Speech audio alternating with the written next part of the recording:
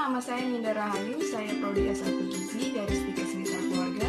Saya di sini akan mengujikan praktikum mengenai susu, rempah dan bahan, sayur dan juga buah.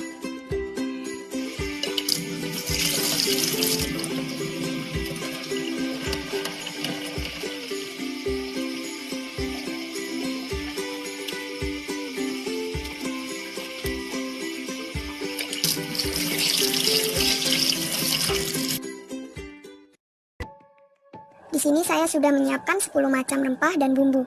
Jahe telah digunakan untuk mengobati berbagai macam penyakit. Menurut bahan Riuma 2009, jahe dapat digunakan untuk mengobati mual dan muntah. Menurut Setiawan B 2015, jahe ini berbentuk pipih dan berwarna putih kuning, seratnya lembut dan memiliki aroma yang lebih tajam dari jahe putih besar.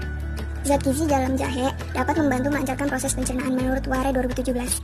Tanaman pala dikenal sebagai tanaman rempah-rempah yang memiliki nilai ekonomis dan multiguna, karena setiap bahan tanaman ini dapat dimanfaatkan. Selain itu, pala juga digunakan sebagai obat-obatan untuk stimulus sistem jantung, diare, rematik, nyeri otot, sakit gigi, menghilangkan racun dalam hati, serta berkhasiat lainnya.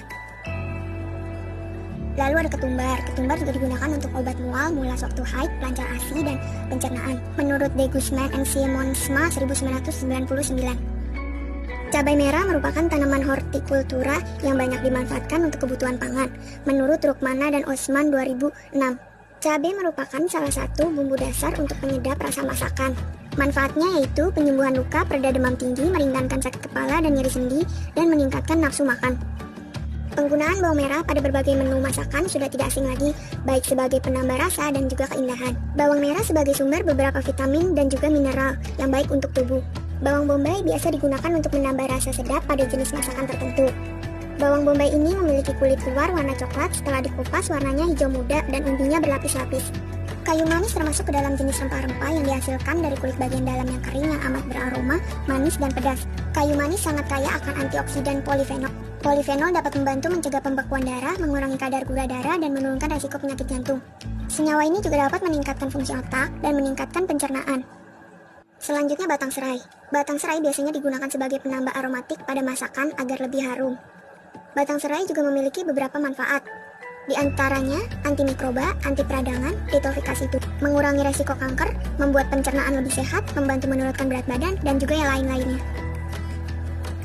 Tanaman tradisional yang tumbuh di Indonesia dan biasa dimanfaatkan untuk pengobatan adalah lengkuas. Biasanya digunakan oleh masyarakat sebagai bahan bumbu dapur sehari-hari, sebagai penyedap masakan karena aromanya yang khas, menurut Saprinto 2006. Kegunaan lainnya sebagai menetralkan racun, penurun panas, menghilangkan rasa sakit, menurut Wijaya Kusuma 2001. Kunyit adalah sejenis tumbuhan yang dijadikan bahan rempah dan memberikan warna kuning pada makanan. Kunyit juga digunakan sebagai perlawanan penyakit yang berhubungan dengan empedu, batuk, diabetes, dan penyakit hepatik, rematik, dan sinusitis. Ini dia susu yang akan saya praktikumkan. Di sini saya menyediakan susu UHT full cream dan juga alat, yaitu gelas sebagai wadah untuk susu tersebut. Ini dia susu yang telah saya tuangkan ke dalam gelas. Susunya akan kita diamkan selama 1 hari di suhu ruang dan juga di suhu lemari pendingin. Lalu kita akan melihat perubahan aroma, warna, juga rasa, dan dalam segi kerusakan yang akan dialami. Ini adalah susu yang telah didiamkan dalam suhu ruang selama 1 hari. Tidak terjadi perubahan dalam segi warna, aroma, dan juga tekstur. Hanya saja untuk segi rasa menjadi lebih tidak segar dikarenakan tidak tertutupnya susu saat didiamkan yang menyebabkan perubahan rasa. Ini adalah susu yang telah didiamkan dalam suhu lemari pendingin selama 1 hari. Perubahan yang terjadi yaitu dalam segi warna lebih kuning, aroma lebih tercium asam, rasa menjadi asam dan tidak layak untuk dikonsumsi, juga tekstur susu yang menjadi berbusa di bagian atas dan menggumpal di bagian atas. Menurut Amalia 2012, susu krim atau full cream adalah susu segar yang kaya akan lemak. Menurut Winarno 2004, kerusakan pada susu dapat disebabkan oleh beberapa faktor, yaitu pertumbuhan dan aktivitas mikroba terutama bakteri, aktivitas enzim, suhu, kadar air, oksigen, dan sinar matahari. Dan selanjutnya, kita akan mengamati buah. Di sini saya sudah memiliki buah pisang dan juga buah jambu biji. Selanjutnya kita potong-potong buahnya berbentuk dadu. Masukkan ke dalam wadah. Taburi mayones. Aduk hingga rata. Ini adalah buah yang telah diberi mayones dan didiamkan dalam suhu ruang selama 30 menit. Yang terjadi pada pisang, mayones menyerap pada pisang, pisang mengalami perubahan warna atau yang disebut browning, yang merupakan proses membentukkan pigmen berwarna kuning menjadi coklat gelap. Lalu rasanya pada pisang sedikit berubah mengikuti aroma mayones. Untuk tekstur sendiri menjadi lebih lembek. Yang terjadi pada jambu biji, mayones tidak terserap pada buah dan mayones yang dioleskan ini mengalami penggumpalan pada kulit jambu. Rasa pada jambu hilang, digantikan oleh aroma mayones. Lalu untuk tekstur sendiri, jambu menjadi lebih sedikit lembek. Mengapa buah yang diolesi mayones berubah dalam segi tekstur? Menurut Gion Karet al 2010, mayones bersifat asam, dan buah yang dibaluri mayones dapat mempercepat pematangan buah karena keasamannya yang lebih meningkat. Pelunakan ini dapat terjadi diakibatkan oleh kandungan pektin di dalam jaringan buah.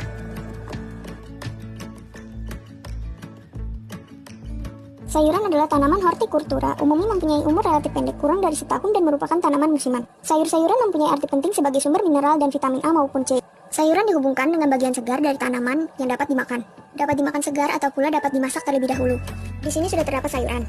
Ada buncis yang berwarna hijau, ada wortel yang berwarna oranye, ada terong yang berwarna ungu. Berdasarkan jenisnya, buncis masuk ke sayuran kacang muda. Kandungan gizi sayuran hijau terbentuk oleh klorofil, yaitu senyawa yang terbukti ampuh melawan kanker. Beberapa vitamin dan mineral juga dapat ditemukan dalam buah dan sayuran hijau. Semakin pekat warna hijaunya, maka kandungan vitamin dan mineralnya akan semakin banyak. Berdasarkan jenisnya, wortel termasuk sayuran akar dan umbi. Kandungan gizi paling dominan pada sayur berwarna oranye atau jingga adalah beta atau alfa karoten. Kandungan tersebut terdapat pada wortel juga sebagai senyawa anti kanker. Berdasarkan jenisnya, terong termasuk sayuran buah. Warna ungu pada terong dibentuk oleh pigmen antosianin. Antosianin pada terong tidak akan banyak hilang ketika dibakar atau dipanggang. Tetapi jika terong direbus atau dikukus akan lebih banyak menghilangkan antosianin. Kita potong terong, potong wortel, dan potong buncisnya setelah dibersihkan. Lalu kita sediakan soda kue dan cuka apel untuk direbus selama 10-15 menit. Kita siapkan air segelas. Lalu kita tambahkan 1 sendok makan cuka. Masukkan buncis. Kita masukkan 1 gelas air. Masukkan 1 sendok baking soda. Masukkan buncis. Kita siapkan air segelas. Lalu kita tambahkan 1 sendok makan cuka. Kita masukkan terong. Kita masukkan 1 gelas air. Masukkan 1 sendok baking soda. Kita masukkan terong. Kita siapkan air segelas. Lalu kita tambahkan 1 sendok makan cuka. Masukkan wortel. Kita masukkan 1 gelas air. Masukkan 1 sendok baking soda. Masukkan wortel. Ini buncis yang direbus dengan baking soda. Lalu yang ini direbus dengan cuka. Buncis yang direbus dalam cuka mengalami perubahan warna. Tekstur buncis tidak terlalu lembek. Buncis tidak menyerap banyak air saat dipegang. Buncis sedikit mengeluarkan air dari proses rebusannya. Rasa pada buncis sedikit asam tetapi masih terasa khas buncis. Buncis yang direbus dalam baking soda mengalami perubahan warna menjadi lebih terang. Tekstur buncis sangat lembek, buncisnya menyerap banyak air. Jika buncis dipegang terasa berair. Untuk rasanya, rasa buncis masih terasa khas buncis. Buncis mengandung pigmen klorofil. Setelah proses pemanasan pada suasana asam, warna buncis menjadi semakin hijau. Sedangkan pada suasana basah, warna buncis menjadi agak pudar. Hal ini sesuai dengan literatur yang menyebutkan bahwa pengaruh asam dan basa terhadap pigmen klorofil akan menyebabkan warnanya semakin tua jika larutan semakin asam, dan menjadi hijau kekuningan jika larutan semakin basah. Menurut Poggiadi Anna 1994. Selanjutnya ada wortel. Di sini ada wortel yang direbus dengan cuka, lalu di sini ada wortel yang direbus dengan baking soda. Untuk wortel yang direbus dengan cuka, warnanya menjadi lebih gelap. Tapi untuk tekstur tidak mengalami perubahan banyak. Rasa wortel agak asam tetapi masih terasa khas wortelnya. Lalu untuk wortel yang direbus dengan baking soda mengalami perubahan warna menjadi semakin cerah, teksturnya menjadi lebih lembek, rasa masih khas wortel. Pada sampel yang mengandung pigmen karotenoid, karotenoid merupakan kelompok pigmen yang berwarna kuning, orange, merah, serta larut dalam minyak atau lipida. Salah satu sayur yang memiliki pigmen karotenoid adalah wortel. Wortel setelah proses pemanasan warnanya menjadi semakin kecoklatan pada suasana asam dan menjadi semakin cerah atau terang pada suasana basah. Menurut Beeman, John M. 1997, terong yang direbus dengan cuka warnanya hanya mengalami perubahan warna yang sedikit berbeda dari warna awalnya.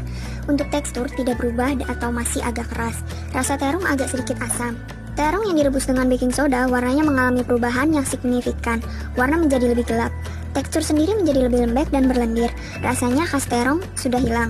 Perubahan warna yang terjadi pada terong diakibatkan oleh antosianin. Antosianin sendiri merupakan molekul tidak stabil. Warna merah, ungu, atau biru yang dimilikinya dapat berubah karena faktor suhu, pH, oksigen, cahaya, dan penambahan asam, gula, dan adanya ion logam menurut Eskin 1900.